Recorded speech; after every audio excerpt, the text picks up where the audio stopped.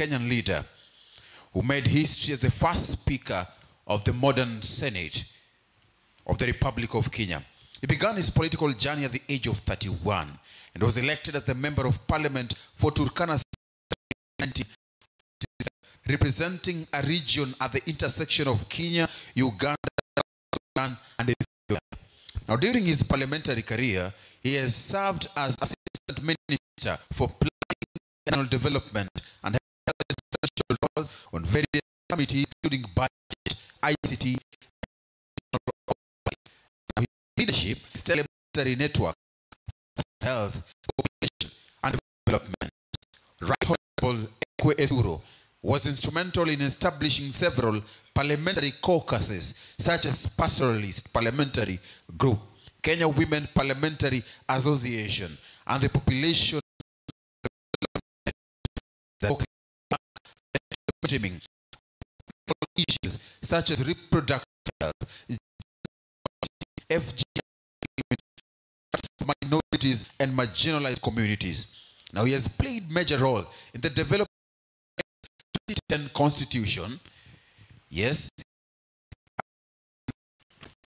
2010 Constitution, particularly in shaping the Bill of Rights and Devolution, ensuring the inclusion of long overlooked social and economic justice concerned. Now, beyond Kenya, Ethuro's impact has extended to regional and global platforms. He represented Africa as Vice President of the Interparliamentary Union, that is IPU, and served as President of the Forum of Parliament of the International Conference of the Great Lakes region. Currently, he chairs the Higher Education Loans Board. Academically accomplished, he holds a Master's in Applied Economics from Clemson University, degrees in Agriculture and Law from the University of Nairobi, and is pursuing a PhD in Organizational Development at the Management University of Africa. Ladies and gentlemen, permit me and help me in welcoming Right Honorable David Ekwe Ethuro, EGH. Karibu. Thank you. Ajoga? Nyai.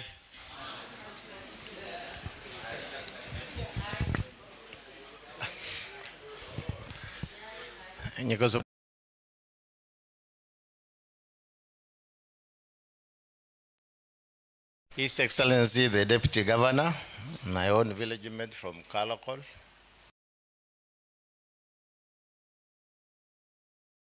presiding judge of High Court in Lodwar, professor, scholar, author, PL, O Lumumba. I don't know why people tend to make me speak before Lumumba. But it's better that way, because if I spoke after him, I have nothing more useful to add. Our very own scholar, practitioner of law, Dr. Ekwe Aukot, distinguished leaders from our community, dear participants, good morning. It gives me great pleasure to be here today in Lodwar. When people hear about Turkana or Lodwar, they just talk about the heat, the tropical climate. And if you read Chinua Achebe, one of the books was when the Obi Okonko decided to partake some things corruptly. Then the Musungus were really in trouble, trying to figure out what's the problem with this. One of them was tropical diseases. Was it the tropical heat? But here we are today. I am glad in Lodwar we are talking about an international conversation. A conversation about access to justice. A conversation about no one is below the law. This is great. And I want to thank the conveners, Article 43, for bringing us together so that we can have this conversation. Chaired by Dr. Aukot and then my good, I still call him my boy. He doesn't like it usually. Ekai Nabenyo. When I met Ekai at the airport trying to welcome me, so I remarked that the Article 43 has met Article 57. And there are two other articles that are witnessing this convergence. Article 27, and Article 2, and Article 56. I will not read for you in the interest of time. You can read for yourselves. Law as a tool for sustainable development.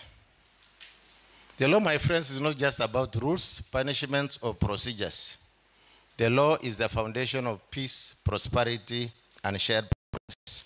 Without justice, development is fragile. With justice, development becomes sustainable. In my years as a legislator and the Speaker of the Senate, I have seen firsthand how laws can transform our society. For example, in the constitutional promise of devolution, it brought new opportunities and counties like ours where you can manage your own affairs. Where once there was neglect, now there are hospitals, roads, schools, and water projects. We may agree on the pace or the impact, but we will all, we may disagree on the pace and the impact, but we all agree it is necessary. Incidentally, in this meeting, PLO member was CEO of the Bomas process. Whatever was unfinished because the powers that be decided we should not complete was completed by Dr. Ekura Okot. And for it to come to Parliament, I was a member of the Parliamentary Select Committee on the Constitution. So anything constitutional, you should ask in this meeting. If you don't ask, you would have squandered an opportunity and a half. And not often people get PLO Lumumba in the House. And yet, we must also admit that development without justice breeds exclusion. Oil was discovered here in Turkana, but without laws to safeguard equity and community benefit, resources can become a curse instead of a blessing. When oil was discovered in Nigeria, the then president, Yakubu Gowon, said, now we are going to be prosperous. Where is Nigeria today? We must learn from those examples. Thus, the role of the law is clear. It must unlock opportunity, not entrench inequality. It must heal wounds, not create new divisions. It must be a living tool, not a distant document. Before we were lucky to get judges and magistrates in Turkana, the district commissioners used to be the magistrates. And I remember coming from school one time and going to that African court. By that time, they were not using the African court, the one behind the DC's office, the old DC's office. And there will be cases that you are found with a gun, 5 years. Then you had ammunition, 2 years. How many years are those?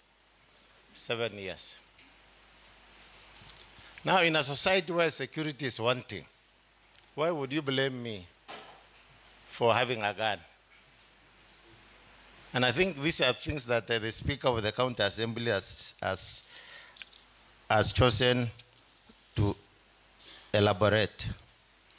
Just the other day, 32 of our Turkana people were found with those guns in Uganda. And I think they were in prison for almost a year. Now again, to our people, the gun is security. I'm not advocating for guns, but I'm saying in a situation where government security is wanting and lacking, what options do communities have? And so this conversation within the Attica region is timely. We need to bridge the gap. Too often the law is written in Nairobi, although now we have it at the county assembly, but it's still in English. When we are promoting the Constitution, we used to say, we have provided for you a county assembly.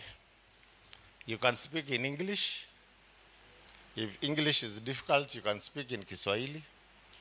And if Kiswahili is difficult, you can speak in your mother tongue. I don't know, Mr. Speaker, if you can confirm that happens or not. I want to believe it is still English and Kiswahili. So in those circumstances, the law sometimes feels very far away. And I think DJ has said as much. We need to bridge this gap. And to me, the outcome of this conference is, of this summit is, how do we bridge this gap between the law and the people? By making the law people-centered, by ensuring legislation is responsive to the needs of the pastoralists, the women, the youth, and the displaced, by investing in community legal aid, in mobile courts, which is still a challenge given the distances that are involved in our county, by encouraging participatory lawmaking so that citizens contribute to the policies that govern their lives.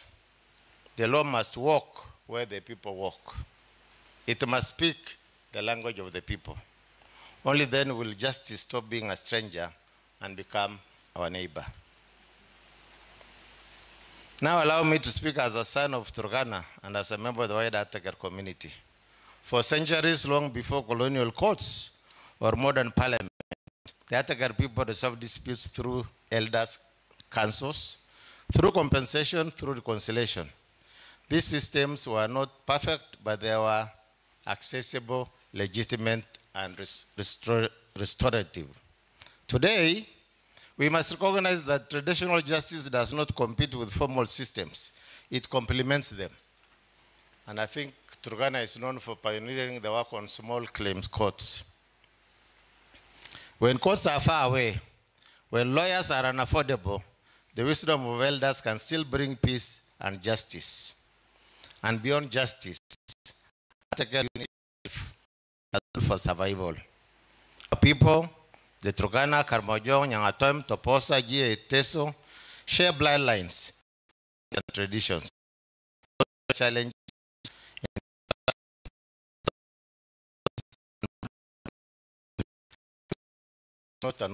is not optional, it is essential. Together we can create cross-border frameworks for peaceful trade, for resource sharing. Together we can turn our shared history into a shared future. When the Atagar unite, justice and peace follow. And when Atagar stands together, East Africa becomes stronger. We also want to thank His Excellency the President for appointing one of our own as a special for peace in the Atagar region, the Honorable John Munyeski Yonga. Friends, democracy is not only about elections. Today is the International Day of Democracy. Democracy is a living practice. It's about participation, accountability, and respect for human dignity every day. If democracy is reduced to voting once every 5 years, then it is shallow. If democracy excludes women, youth, refugees, persons with disabilities, then it is hollow. A democracy that does not deliver justice is an empty promise. But a democracy that protects the weak, empowers the marginalized, and listens to the voiceless, that is a democracy. True democracy is when the law bends to serve the weakest, not just the strongest. I therefore wish to let us know what is the call to action. So what must we do? To my colleagues in the legal profession, make justice accessible, affordable, and timely. To lawmakers and policymakers in the room, to laws with the community, not just for the community. To elders and chiefs, bridge traditional and formal systems. Together they can deliver better justice. To civil society and grassroots leaders, never stop pushing inclusion and accountability. Be more than a host today. Let it be a beacon showing East Africa how to align the law with the people's aspirations, how to blend tradition with modernity, how to practice democracy, not just in elections, but in our daily lives. When no one is below the law, everyone is about poverty, conflict, and exclusion. Let that rise.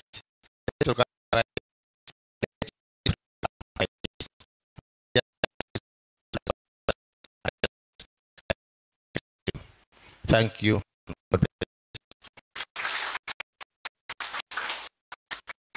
Makofi tena tafadhali.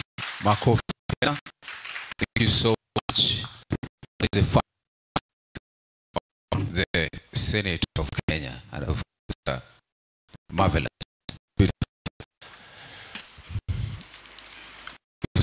Let me just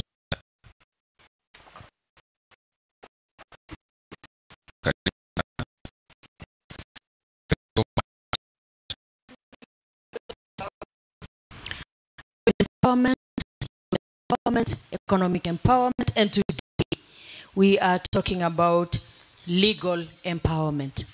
As Mr. Ministers, just know that you have a role. As possible from